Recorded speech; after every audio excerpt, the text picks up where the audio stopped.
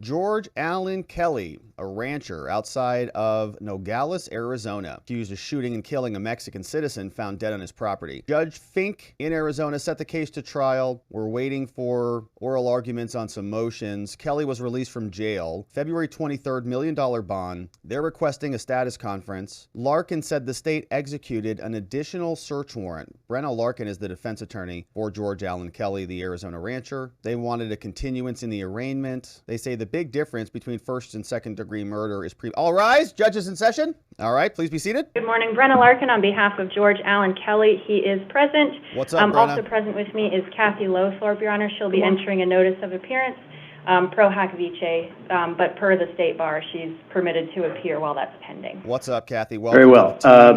We set this matter for hearing on pending motions. I'm going to review with you a list of the motions that are pending that I have. Some of them are motions in limine, and some of these motions are motions for which the defense has not yet had an opportunity to respond. So I'm not sure whether we'll deal with those today or not. That'll be up to the defense. But the motions I have pending for the defense are as follows. A motion to compel and to dismiss. Nice. And request for sanctions. That's one motion pursuant to Rule 15.1. Nice. Brenna. Alleging disclosure violations. Second motion is a motion to take judicial notice. Motion for change of venue. Nice. Motion to suppress the defendant's statements based upon an alleged unlawful arrest. Then there's a motion in limine concerning an in-court identification. For the state, I have a motion for the further taking of a deposition of the defendant's wife, Wanda Kelly, a motion to admit certain evidence under Rules of Evidence 404B and 406. And there's a motion in limine concerning past shooting incidences, and then a motion in limine regarding DRR's misdemeanor conviction. I think we'll start out by dealing with the defense motions first. I think there's a lot on the docket, my goodness. Filed. Motions in limine. Putting aside the motions in limine for a minute, counsel, are there any other substantive motions that I've missed? Again, putting aside the motions in limine because we'll deal with those last. Motions in limine. No, Your Honor, I think that's the state's list. All right, very well. Is that acceptable to the parties? Ms. Larkin, I mean, is that acceptable to you to deal with the defense motions first? I can do it either way. It really doesn't matter to me. That works for me, Your Honor. Do you have any witness issues for the state? No, Your Honor. We have, I think, 10 witnesses in the hallway prepared today. We do have one witness whose son is about to deploy out of the country and has asked to go first. He's a very short witness on a 404B issue. So if the court wants to proceed on 404B today, I would like to just get the foundation for his affidavit, which is already attached to the motion. So I anticipate going, as long as it takes today, into the afternoon if necessary. We have a court reporter here. But, all right, is that acceptable? Deal with defense motions first? Sure. We'll get to your witnesses today. I know they're waiting, or would you rather go for? It doesn't really matter to me. I think she's asking, can that one witness just be called to lay the foundation on that one thing, and then we jump back to the defense? All right. You have any problem with that? That's fine with me, Your Honor. And, Your Honor, frankly, all the witnesses are on multiple motions across both sides of the fence. So as we were taking evidence, I kind of intended to just ask the testimony related to all of the motions when I had one person on the stand. That's fine. So we didn't have to recall. Okay, that's fine. All right, so is that all right with you, Ms. Larkin? We take this one witness? That's fine. Needs to get up. All right, so let's, this is a witness that's proffered giving certain testimony concerning the state's motion pursuant to admission of evidence under Rule 404B. Is that correct? Yes, Your Honor. All right, then let's begin by calling that person. Thank you, Your Honor. The state calls Raul Rodriguez. Motions in limine are motions to limit or expand the scope of testimony. So in this case, they might want to stop one side from saying certain things. And so you want to get that out now. It's just, hey, you can't talk about this one issue, or you can't reference this thing. And both sides are trying to limit Sir, if you step forward here before the clerk. You can't talk about this. You cannot talk about this. The preliminary motions that happen before trial, you want to narrow the line of questioning. You don't want to figure out where you can go and where you cannot go in the middle of a line of questioning at trial. So you say, Judge, I'm going to ask about this. And the other side says, I don't want you to ask about that. And then they battle over it, and the judge will issue a ruling. Over here. You also heard 404B, which is an Arizona rule of evidence, which talks about character evidence and character traits, whether they can talk about certain characteristics of a person, whether that's relevant to a trial. Thank you, Your Honor. Good morning. Could you turn the microphone so that it's recording you? It's And the can you one turn on the camera top. on too, please? It's a motion to limit or to allow. But eliminate, I think, comes from the word that underlines preliminary. It's an early motion. It's before the trial. I don't know if there's a... Tell the court your name, please. Raul Rodriguez. And how are you employed? I'm employed with the Santa Cruz County Attorney's Office, And what's your position there? a detective. We don't And get to are see the you detective. the chief investigator for the office? Yes, ma'am. And can you tell me, did you work on a case involving George Allen Kelly? Yes, ma'am. Were you tasked with attempting to serve a subpoena and notice of deposition on Miss Kelly? Miss Yes, Kelly, ma'am. the wife. And did you attempt to do that? Yes, ma'am. Did you write an affidavit regarding your attempts to serve Miss Kelly? Yes, ma'am. Showing you what's been marked as State's Exhibit K, does that include a copy of your affidavit and the attachments? That's correct. And is that an accurate copy of your affidavit and the attachments? That's correct.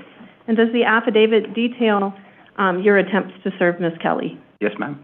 And could you tell the court a little bit about your attempts to serve Miss Kelly? We were processing the affidavit and the subpoena for Miss Wanda Kelly, and we did go to the residence. We were met by Mr. Kelly, who advised us in other terms that she was not available because of her medical condition. And what things did he tell you with respect to her medical condition? That she was home in bed. She was under strict doctor's orders to stay in bed, and she had 3 doctor's appointments that week. She had the ER visit. Did he tell you when the ER visit occurred? No. And did he make it seem like it was recent? Yes. And what else did he tell you? That she was not avoiding service, but she was not available. We asked that maybe we could just meet with her and just serve her, and he said that she was not available. And so did he allow you to come into the residence to serve her? No. Anything else important or relevant with respect to your service of Miss Kelly? Not that I can recall. Your Honor, move for admission of State's Exhibit K. Any objection? No objection. K will be admitted for purposes of the hearing. No further questions, Your Honor. Is there any examination of the witness from the defense? Yes, Your Honor. You went to Mr. Kelly's house to have this conversation, is that right? Brenna That's Larkin. How did you enter the property? Through the road on Kino Springs. Is that Sagebrush Road? That's correct. And then it turns into Willow Cross Circle or something like that? That's correct. And you drove to Mr. Kelly's property, right? That's correct. Did you drive through a green gate? That's correct. So you opened that gate and you drove through that gate onto Mr. Kelly's property, right? That's correct. Okay. And that gate closes with a little chain. You unhook the chain, open the gate, and go in? That's correct. Okay. And then is there another gate before you reach Mr. Kelly's residence? That's correct. And you drove up to that gate, right? That's correct. Did you try to open that gate? No, ma'am. Why not? Mr. Keller was on the opposite side of the gate, and it was locked. Okay, so that gate was locked? Yes, ma'am. Okay, so you had this conversation with him outside of, through that gate? Yes, ma'am. Okay. And just to be clear, that green gate that you opened up when you entered the property, that's posted no trespassing, right? Not that I recall. You don't remember no Of trespassing course. signs on that gate? Yeah. No, ma'am. Right. Tough to read, especially when you want to go and trespass. Did you ask Mr. Kelly to go into the house at any point? Yes, we asked that if we could just serve the subpoena Okay. upon Ms. And he told you no because of her medical condition. she's not doing well? She's Yes. cooperating with the interview. She's not avoiding service, but she's just not well right now, essentially. He stated that she's not avoiding service and was not well. I don't have anything else. Redirect? No, Your Honor, thank you. All right. That was Thanks, sir. Brenna Sit Larkin. down. Case is George Thank you, Allen Your Honor. Kelly, Arizona rancher, charged with murder for shooting and allegedly killing So somebody on his property. let's go to the defense motions. They want to First motion, serve his wife. no particular order, defense motion to compel and to dismiss and request for sanctions. Ms. Larkin? Yes, give me one moment, Your Honor. Yeah, he trespassed. So, Mrs. Kelly, Your Honor, at the outset of this case, the state had a couple of options. The state could investigate this case, collect forensics, and collect ballistics, and do a detailed and thorough forensic investigation before filing charges, or the state could choose to charge the case first, and then after the charges had been filed, the state could attempt to collect that evidence while trial is pending. The state in this case went with option 2. Assuming presumably that forensics testing would support the state's charging decision, and assuming perhaps that the state would be able to obtain forensics in a timely manner before this case reached a trial. The state was simply wrong about that, Your Honor. We still have a lot of forensics testing that is outstanding. The forensics has not been fully completed. And specifically, the most important aspect of this case, which is the ballistics testing, which is the written report from somebody who is trying to do a shooting reconstruction and trying to explain how this rifle functions, how the shell casings come out in any given pattern, what the sighting is on it, what the trajectory of a bullet fired from this particular rifle is. There we go. All of that is information that's still outstanding. The state does have experts who they have engaged. They've disclosed the names and CVs of those experts, and those experts are engaged in attempting to do that testing. The latest indication that I received was that I would hopefully be receiving a written report from that expert by the end of this week, which is still 30 days before trial. If the state, or if the court allows the state to use that evidence, then the defense has to engage with our experts to respond to the evidence that the state comes forward with from these ballistics folks. And that puts the defense in the position of needing to disclose expert witnesses for the defense with less than 30 days before trial. We haven't disclosed our experts as of this moment because we don't know what we're going to need to react to coming from the state's experts. The state has had control of this evidence since January of this year, which is the date the incident took place. The forensic evidence, and specifically the weapon, ammunition, and things of that nature, have been in the control of the state or in the control of agencies who operate upon the direction of the state. According to Rule 15.1C1, expert reports are required to be disclosed to the defense within 30 days after the arraignment. And obviously that didn't happen in this case. So obviously that's a disclosure violation. And those reports still have not been disclosed to this date, Your Honor. Pretty important. And I'm not talking about the medical examiner's report. Disclosed to the defense. Correct. And I'm not talking about medical examiner's report. We do have that. That's not an issue here. But the most fair, or the most significant evidence that we need to review has still not been disclosed. And we still don't know what we're going to need from our experts in order to react to that evidence. So we're asking for the court to impose an appropriate sanction for that violation. The motion contains several options that we suggested for a sanction. We believe that it's a fair and reasonable remedy for the court to preclude the state from presenting expert witnesses on these issues. We'll go to and trial. That it's a fair and reasonable sanction to instruct the jury that any doubt regarding ballistic evidence or shooting reconstruction, forensics, or anything of that nature should be resolved in favor of the defendant. And we believe that it's a fair sanction to preclude the state from making the argument that the bullet in this case that hit the victim came from the defendant's weapon or from the defendant's direction. Because they have no ballistics. They've had control of this evidence, they've had the ability to do this testing, and they simply haven't been able to get that done in a timely manner. And that puts the defense at a real disadvantage at trial if the state's allowed to take up all of this time to do that expert testing, to get that expert information, and then make very, very late disclosure to the defense that we will then have to probably scramble to react to. We don't know yet what kind of a reaction we would need to take to properly respond to that evidence because we don't have it. So we would have to talk to our experts, determine if they thought that they needed to do their own independent testing of the firearm in this case or whatever else they need. We just don't know at this point. So for that reason, we're asking that the state be precluded from presenting these expert witnesses, Your Honor. Have you received any information from the state concerning the experts who are performing ballistics analysis on behalf of the state? Yes, Your Honor, some. We've received their names. We've received curriculum vitae. We've received some photographs that were preliminary to some of their testing. I believe we've received what I would describe as worksheets that they're using in anticipation of preparing a report. We have received those materials, Your Honor. But it's a final report or reports that you have not received? Correct. Anything else? Just so their conclusions, their findings, measurements, anything that our experts can meaningfully use, we're really missing, Your Honor. That's a problem. State? Your Honor, Mr. I'll be arguing it. So they also received the raw data from the 3D scan, which is what their expert would need to be able to conduct whatever examination they need to conduct. But additionally, there's no threshold matter of a disclosure violation. Defense counsel cites to the wrong rule. Per case law, the applicable rule is Rule 15.6E, which relates to scientific evidence. These people and are in the fact, worst. the disclosure deadline for scientific and forensic evidence is tied to the final disclosure deadline from Rule 15.6, They don't even want which to would give me technically evidence. be We'll give you the 7 raw days data. before trial. Now, we'll have it more than 30 days before trial. We expect to have the the shooting reconstructionist report by this Friday. But there's no disclosure violation. And additionally, in ruling on this motion, you have to look at the time that it was filed. A month ago, there was certainly no disclosure violation. It's just really far removed from that.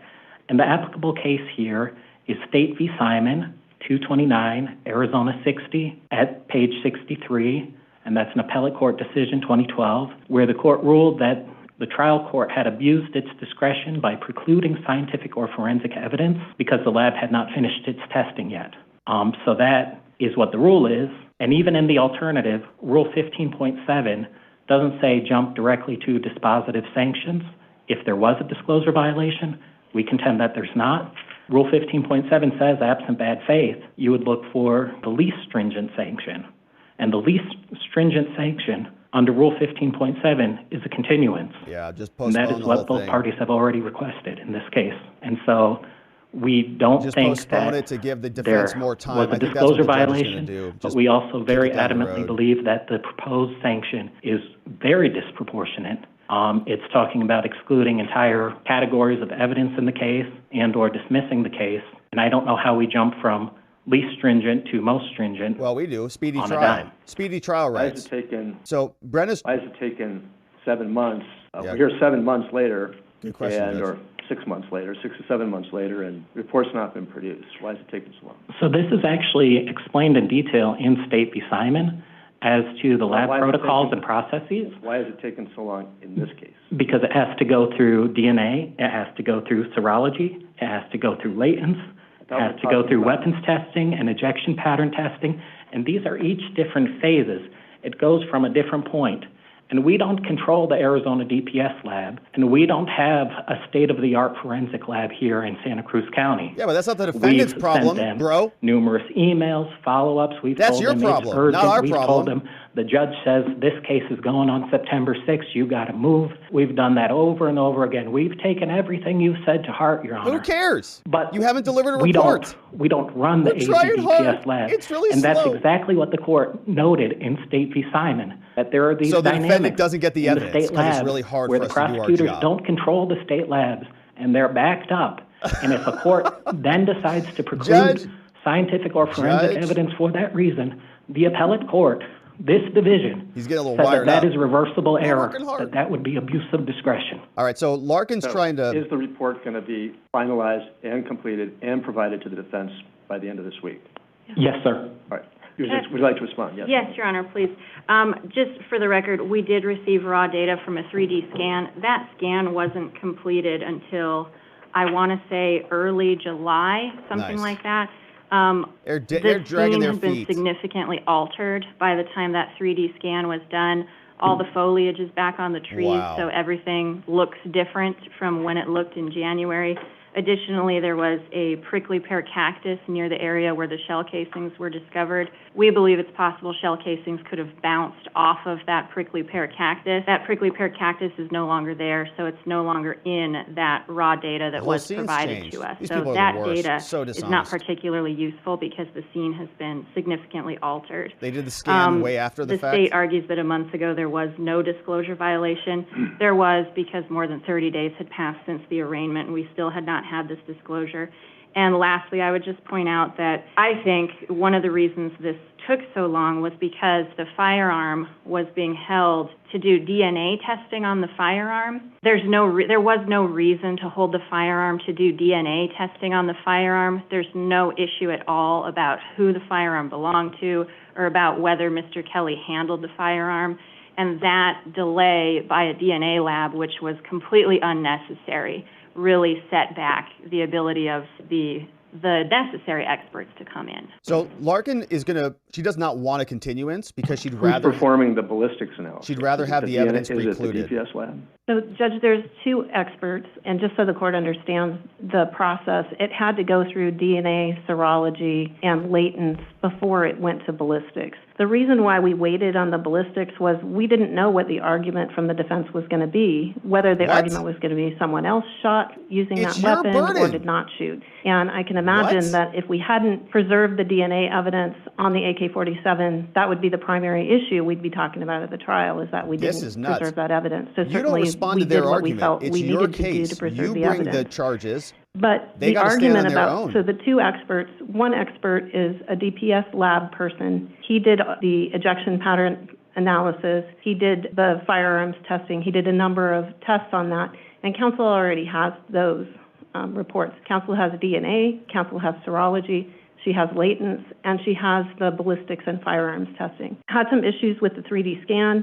The 3D scan was completed. All the raw data was provided within days of the 3D scan being conducted. And that was, if I remember correctly, the beginning of July. Or end of June. This happened in January, right? The one thing we're awaiting is the final report from the shooting reconstructionist. That required the input from the ballistics and the firearms testing, which had to go last in the series at DPS as a result of the way they have to take evidence. So it wasn't like they could take it out of order. They had to wait till the other two sections were done with the evidence before it could proceed to ballistics. So they had to wait our expert had to wait for ballistics before he could finalize his report. And who's doing the shooting reconstruction?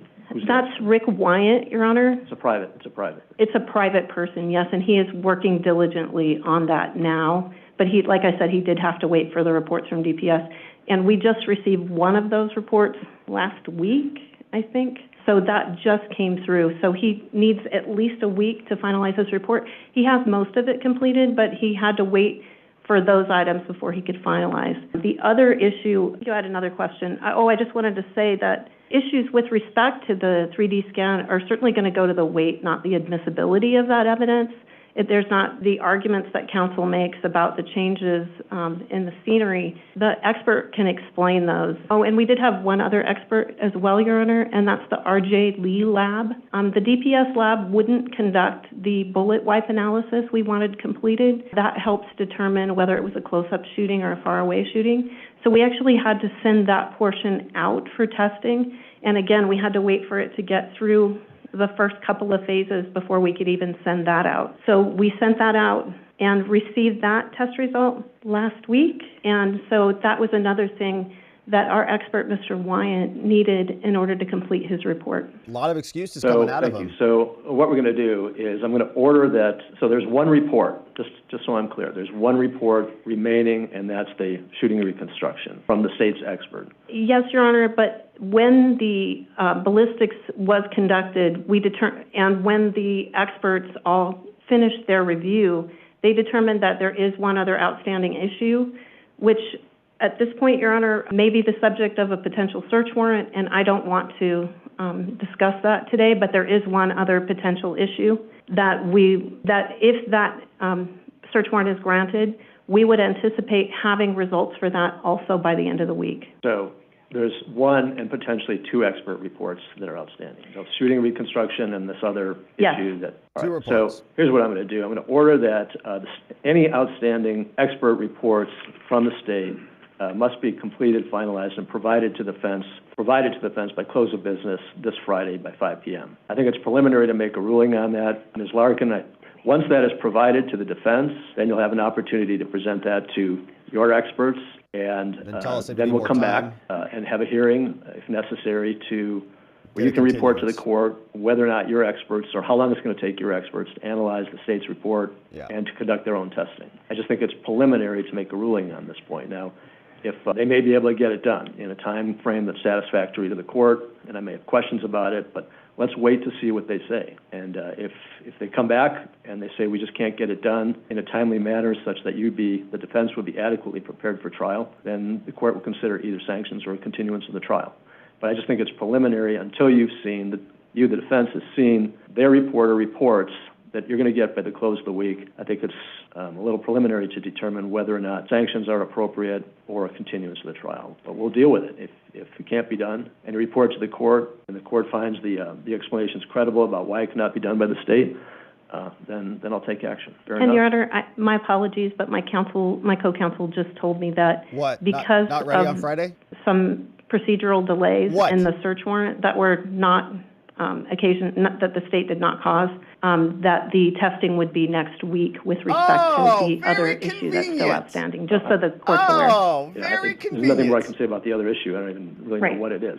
Right. But certainly and the reason we're spending considerable time on this it's ballistics. is that based upon my understanding of the facts of the case, which I get from the pleadings, this is very important testimony. Yeah, it's like a DUI without blood results. Hello. I assume that's correct. So it's still going to stand by the order by the court. All state's expert reports Friday, pursuant to Rule 15, have to be provided by the defense by close of business Friday. Oh, this other thing. Oh, he doesn't like that. There's nothing more I can say about it at this time, whatever the other issue is, because I'm not aware specifically of what you're referring to, which is fine. You guys said we'd have it Friday. We can set another hearing, for next week after. Oh, they're not happy about defense that. experts have had a chance to look at the state's report. You better get scrambling, brother. You better get on that phone and say, tell hey, us where you're at. Does that sound fair enough? Start typing that report. All right. So in the meantime, where's my J there? Well, we won't have to do it right now, but let's look for a brief period of time, sometime in the middle of next week, where we can come back on that particular issue. Nice job, Brenna. Woo! Well done. The next issue I have is for the... and Your Honor, I'm so sorry, but if I could tell the court, my father's having a surgery next week. I need to take him in Phoenix, just so the court's aware. Right, I could attend telephonically or by Zoom. Right. What day or dates is that? Hopefully her father has a successful surgery, recovers well. So this was very interesting. So I believe his procedure's on the 8th, and he needs someone to be with him for 24 hours. So I think I could be down here late on the 9th or anytime on Thursday. Yeah, okay. All right. Okay. So that gives Jose some. Or anytime on the 7th. Next motion from the defense is the motion to take judicial notice. Ms. Larkin, would you like to be heard on that? Yes, Your Honor. Your Honor, we're asking Your Honor to take judicial notice of some documents that we've provided from a federal court case involving alleged victim DRR. Rule 404A2 provides that evidence of a pertinent character trait of a victim is relevant when offered by the accused, and also inconsistent statements of any witness are relevant and generally admissible under Rule 801D1A. So there are a number of issues with this, Your Honor. First of all, DRR is a witness, or he's claiming to be a witness. He's claiming that he was crossing with a group of people who were simply migrants and that they were not engaged in any sort of drug trafficking or otherwise dangerous behavior besides simply being migrants who are crossing the border. DRR, he's made inconsistent statements in this case involving his drug trafficking history. Specifically, in the documents that we provided to Your Honor, DRR admitted under oath in federal court on January 15th of 2015 that he was guilty of transporting marijuana into the United States. The plea agreement that we provided to Your Honor contained a specific factual basis that DRR admitted to under oath, where he admitted that he was part of a larger group of individuals that carried bundles of marijuana from Mexico into the United States near Sonoita in the District of Arizona. It specifically stated the bundle of marijuana I was carrying weighed approximately 22.36 kilograms. I knew that I was carrying marijuana, a controlled substance. So that's the factual basis of the plea in federal court that DRR made in 2015. I thought it was fentanyl. Is it laced with fentanyl? He then served 210 days or about 7 months in federal prison for that offense. So it's not something that he would just forget. Oh, that was 2015? He was interviewed by the prosecutor in February of 2023. He was specifically asked, have you transported drugs into the United States before? He specifically said no, and unequivocally said no. I've never done that before. Those are inconsistent statements, obviously, that this witness has made in this case. And it's permissible for me on cross-examination to ask him about inconsistent statements that he's made, because that goes towards his credibility. It's also permissible for me to ask him about his drug trafficking history, because whether or not he's involved in drug trafficking is a pertinent character trait that's relevant to the defense in this case. Judicial notice is appropriate when whatever the subject is to be judicially noticed is easily verifiable and it's not subject to reasonable dispute, and that's Rule 201B2. According to the rules regarding judicial notice, the court actually does not have discretion. It's a must. The court must take judicial notice when a party asks for it and when the court is supplied with sufficient information. In this case, we're asking the court to take judicial notice of this information. We have supplied the court with sufficient information. I've submitted those federal court records to the court for in-camera review because they contain sensitive information about the witness, and we're asking the court to take judicial notice of those documents and of the fact that DRR made the statement contained in the factual basis of that plea under oath in federal court. Well done. And that's not information that's subject to reasonable dispute. It's also concerning to me, Your Honor, that first of all, the defense had to find this information. Generally, the state runs their victims and witnesses through some sort of criminal history check. It appears they didn't do that in this case. The defense had to go look up this information. No exculpatory we were able to find it on PACER because it's there available for everybody to find if they want to find it. I don't know what else is out there that perhaps I don't have access to with respect to this witness or potentially any other witnesses. So this is not information that was discovered or disclosed by the state. It was discovered by the defense. And when the defense brings this information to the attention of the state, I think it's important that the state recognize Brady and Giglio obligations with respect to this kind of information. It's a concern to the defense that the state does not, in this case, acknowledge those obligations, and it's a concern that that attitude about these alleged victims has sort of permeated this case.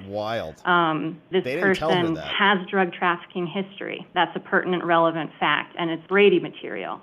This person lied about his drug trafficking history. That's a pertinent, relevant fact, and that is Brady material. He's a key and witness this person has already on the record engaged in acts of perjury by stating that he didn't have a meeting and he didn't answer honestly under oath, and that's been well documented. So it's a concern to me that the state is objecting to the judicial notice being asked in this case, because I think under Giglio and Brady, they have an obligation to should have told us about acknowledge that this is true and correct information. Why didn't you provide that? You have I assume you do, have a certified copy of the complaint that you referred to concerning this particular witness. I don't have a certified copy, Your Honor. I can provide one if the court thinks that that's necessary information. It's on the federal record. You want a stamp? It's from PACER, Your Honor. Yeah, which I don't think is subject to reasonable dispute, and judicial notice doesn't require a certified copy. Well, the issue with judicial notice is sometimes it gives has the appearance of giving an endorsement by the court as to certain evidence. And my question really is, well, assuming for sake of argument that this evidence is relevant for some purpose for the defense, their key if you have a certified copy is a convicted of the drug complaint, trafficker. And if you have a certified copy of the judgment of conviction for this witness, and a certified copy if there's a transcript, if you need that, that's foundation to get it in. Oh my gosh. It comes in. Assuming, like I said, for the sake of argument, that it's relevant and not subject to some other exclusion. So it just comes in.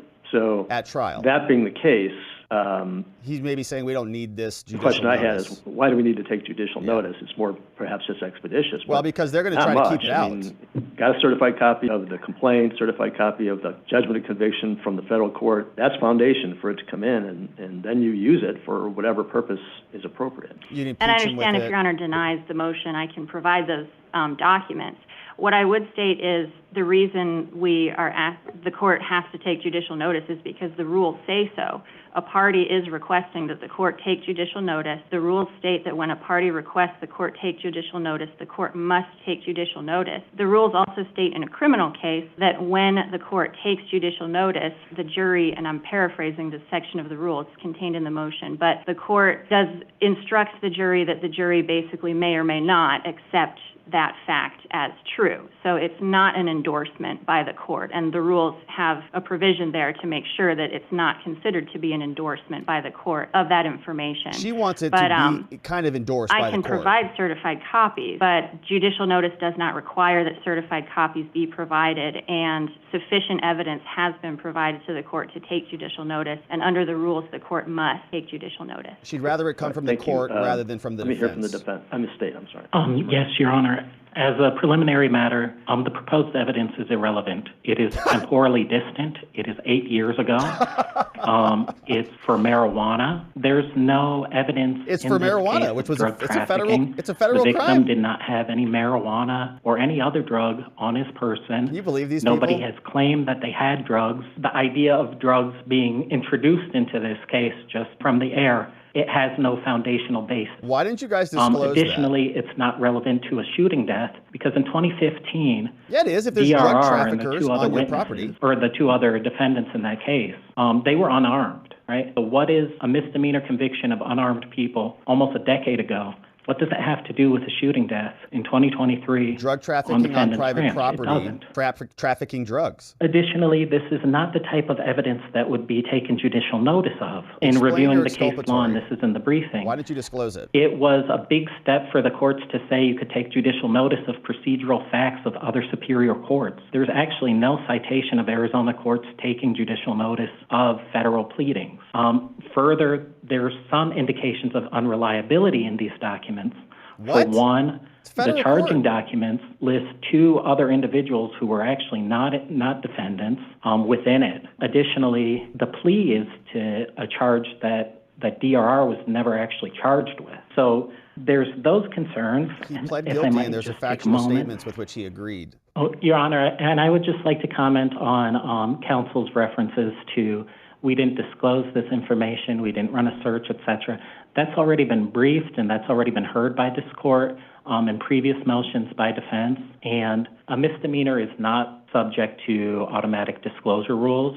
Additionally, even felonies are not required to be disclosed until, if I remember the rule correctly, 30 days before trial. They are so So dishonest. the concept that there's some disclosure issue, it's just inapplicable. They're hiding It's evidence. a running theme by defense, but it's just inapplicable. Yeah, they're just hiding evidence, and they're just And hiding behind the rules. The to do idea it. that it's very dishonest somehow behavior. implicates Brady and Giglio if this court doesn't take judicial notice of the type of document that a superior court in Arizona has not taken judicial notice of ever before. It just strains credulity. Like, do you So think these that's all I have. people would be okay if it was their son or daughter on the other side? Before I hear again from Ms. Larkin, If that was their it's family my member, understanding and is they're that just this kind of particular hiding little witness, bits and pieces? DRR, is one of, if not the most important witness in this case. I'm getting that from the pleadings. Yeah. This is the only person who's alleged to have been a precipient witness to what Yep. happened. And he's a when convicted criminal. the victim was shot. And he lied So, recently on the you know, stand. The state needs to be hyper-vigilant about complying with its duties under Giglio and Brady Obviously. with respect to this witness. Now, Ms. Larkin, judicial notice, from my understanding of the case law and from experience, is really more a rule of convenience regarding certain types of evidence. For example, if a party needed to prove what time sunrise and sunset was on a particular date on a particular year. Or like what the size of something is. Or You what can the look at distance reliable is. calendars and whatnot, and the court can take judicial notice Get of an the encyclopedia. of the time sunrise and sunset on those particular days. Yeah. And there's no reason to bring in, meteorologists or whoever to prove it up. My concern about this particular piece of evidence is what am I going to say to the jury? Okay, this particular witness was That's why she charged in a wants criminal. this I'm going to it's going to be descriptive. This particular witness was charged in a federal court case. This is what he was charged with. This is what he pled to. These were who the other people were in the charge. This is what his sentence was. It's just too descriptive. I'm not comfortable with that. But I really don't see it as a problem because again, assuming that it's relevant for a proper purpose, for sake of argument, if you have certified copies of these documents, that's foundation for them, and they just come in without any additional foundation. Yeah, Brenna's trying to avoid all the Other than relevant. objections that she's So, going to get at trial. They're going to try to keep I don't it see out it of as a trial. problem, but I do see it as a problem in this particular case. It's not like the judge is just telling them sun set at 6:52 p.m. on January 26th. We don't need to prove that up. It's a problem for the court to have to describe the contents of the documents and imply that there's meaning to them. That's for you to do as counsel, and you may be free to do that when these documents are in evidence. And that's more appropriate of a role of counsel. But again, I don't see it as a problem. And for foundational, sure, it's Tucson Federal District Court. It's easy enough to get certified copies, and boom, they come in. And I understand that you're giving me a different option, Your Honor. Just for the record, I would say that I don't while want the that weather option. certainly can be subject to judicial notice, court filings and information contained in court documents I is do want commonly also the you subject of judicial to notice. say it, not And there's me. the case law that we've briefed in the motions that talks about that. judicial notice of somebody's age based on a court filing that contains a date of birth is one way that they take judicial notice of a certain fact, or the fact that somebody was on probation at a certain time period. They do that by taking judicial notice of court files. I don't think Your Honor would have to get as descriptive as you're stating. I think I would be able to get descriptive and argue about what the contents of a document mean. I think all Your Honor would have to do would be to state, I'm taking judicial notice of this court document, and that is it. And then it's up to a jury. They can read the document. I can talk about the contents of the document, but I don't see just taking judicial notice of a document, full stop, as being any sort of problematic endorsement by the court, especially with that caveat in the judicial notice rule that states that the court shall instruct the jury that they don't have to accept as true anything that the court judicially notices in a criminal case. So I don't see the problem. I do believe that it's subject to judicial notice, and the rules require that it be judicially noticed. Your Honor's giving me an out, and I appreciate that. So if you don't, let me ask the question in a different way. What benefit is it to the defense for the court to take judicial notice of contents of those documents as opposed to just admitting a certified copy? What advantage is there to the defense? Putting aside what the rule, they're going to object. Technical aspect of the rule. They're going to object from to the your admission of the perspective. What evidence. benefit is it to the defense for the court to take judicial notice of those documents I think as opposed to just admitting them as certified copies? Right. I don't think there's really a difference, Your Honor. This is the avenue that we're asking the court to go with. The motion is denied for the reasons stated on the record. However, if you have a problem getting certified documents for whatever reason, then the court will reopen the issue. Or if there's something else that comes to mind to you, that there's some important advantage or benefit to the defense that you want to bring to the court's attention by the court taking judicial notice of those documents, and the court will reopen the issue. The prosecution better be careful with those whispers. I heard a little something over there. The documents at this point. It's just strictly a ruling on whether or not the court will take judicial notice as foundation for the records. Your Honor, just to note for the court, so that you're aware, we have filed a motion in limine to preclude that, so the court's aware. All right, and we'll deal with motions in limine. That's why they want judicial notice, because they're going to object to that. The next motion I have for the defense is the motion for change of venue pursuant to Rule 10.3 of the Federal Rules of Criminal Procedure. This will probably be quick. Denied. Ms. Larkin. Yes, Your Honor. I think you said federal rules. I'm sorry, yes. Thank you. Arizona Rules of Criminal Procedure. And, Your Honor, the Constitution requires that a defendant enjoy the right to a trial by a fair and impartial jury. And the rules mentioned by Your Honor state that a party is entitled to a change of venue in a case where the party can show that the party cannot get a fair trial in that venue for any reason. The actions of the sheriff specifically in this case are at issue, Your Honor. The sheriff personally participated in this investigation, which is something unusual, obviously not something necessarily problematic. But in this case, the sheriff personally participated in this case. The sheriff traveled into Mexico on 2 different occasions to conduct criminal investigations in Mexico. And the sheriff did so without obtaining any leave or permission from any Mexican government official. The sheriff did not inform any officials of his visit in his official capacity, and the sheriff certainly was acting outside of the scope of his authority when he's conducting a criminal investigation in a foreign country without doing any sort of liaising with local law enforcement in that country. Like they had a personal vendetta. His duties and powers are described by statute, and the sheriff certainly is in excess of his statutory authority when he's traveling into a foreign country. It's an overreach, and it's illegal in that sense because he's exceeding his statutory authority as sheriff. It violates international treaty between the United States and Mexico, so his actions are an overreach, and they're illegal in that sense. Showing bias, prejudice. I'm not an expert on Mexican law, but I believe the actions of the sheriff quite probably violated Mexican law as well, okay? So none of these facts are in actual dispute. The sheriff admitted he went to Mexico twice. The first time he didn't document going in. The second time he did document it, but not until months afterwards, after he was told he should document that interview that he did in Mexico. International sheriff. And when law enforcement officials exceed the scope of their authority in criminal investigations, they're violating the rights of the accused person. An accused person in any criminal case is entitled to expect and demand that law enforcement authorities do not exceed the scope of their authority. and they're similarly entitled to obtain appropriate relief from the court whenever law enforcement exceeds the scope of their authority. So we've described those actions of the sheriff, and it's obvious that those actions are illegal. They violate the defendant's rights in this case. We're requesting the relief of a change of venue in this case. Change of venue is essentially about the jury pool. So the question is whether a jury pool from this particular county can be fair and impartial given the circumstances in this case involving the sheriff and his personal involvement in this case. These are almost always denied. A fair and impartial jury cannot be selected in this county for these reasons. The sheriff is a political figure. He's extremely popular. Most of the jurors are probably going to like and support the sheriff. He's a very popular sheriff. We typically ask jurors during voir dire if they can evaluate law enforcement testimony the same way that they can evaluate other witness testimony, to try to see if there's going to be any bias in any particular juror. But in this case, voir dire is just not going to be adequate because no amount of voir dire is going to alter the fact that every single member of the jury, by definition, is going to be a constituent of the sheriff, and every single member of the jury, by definition, is going to have a personal interest in determining the credibility of the sheriff. That's their sheriff.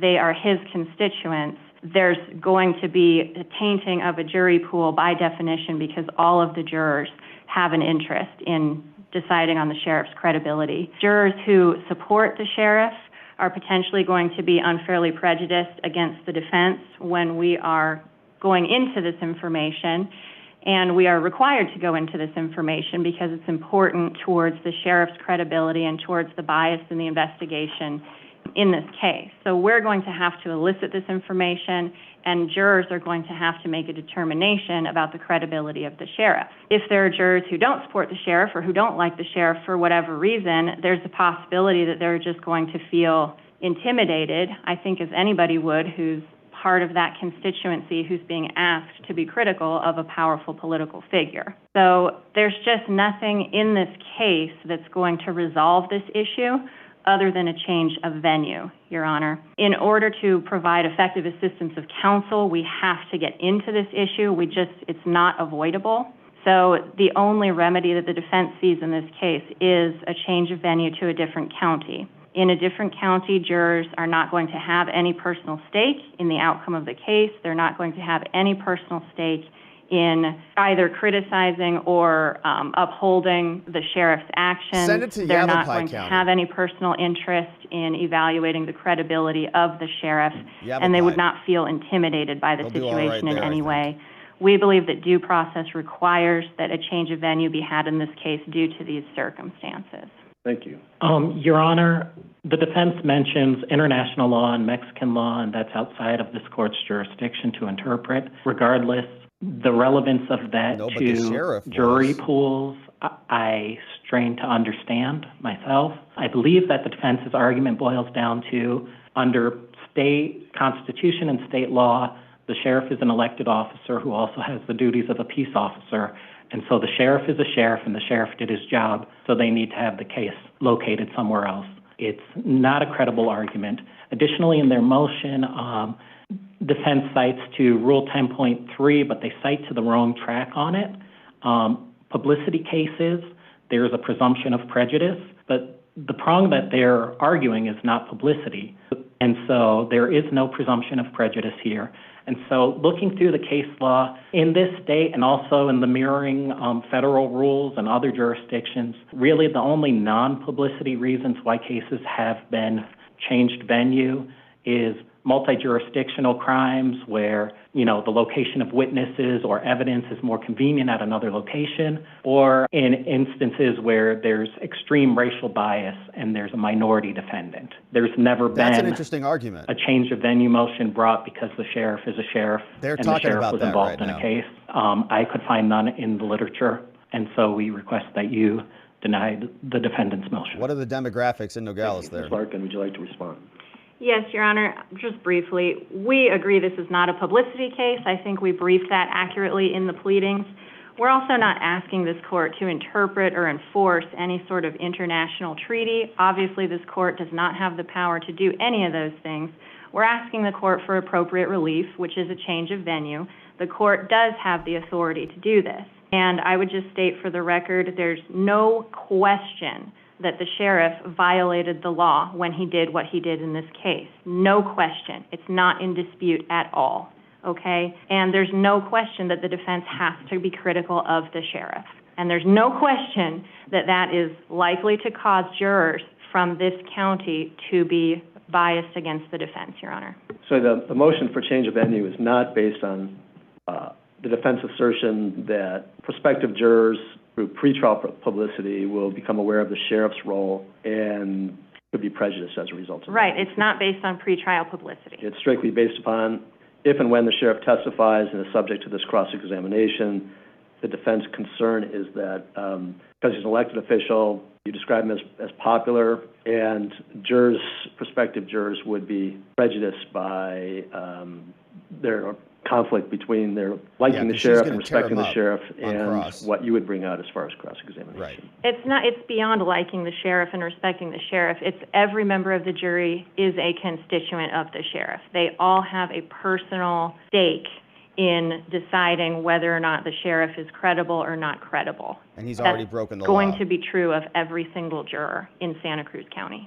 Well, all the research, I've done extensive research on this issue, and it really all relates to pretrial publicity is where the case law really is, and that's why I wanted to make sure I was clear on that issue as to what the defense is arguing. Of course, going to deny the motion. Yeah, of course. The motion is not based upon pretrial publicity, but it's based upon the concern about what a sitting juror or jurors would, as described by defense counsel, being constituents of the sheriff and given his status in the community, might be in conflict with what the evidence shows that's produced. But the court's going to engage in voir dire of all prospective jurors, and the questioning routinely involves, with respect to the potential witnesses and law enforcement witnesses, whether or not the prospective juror or jurors can evaluate the testimony of any witness, state or defense, the same as any other witness.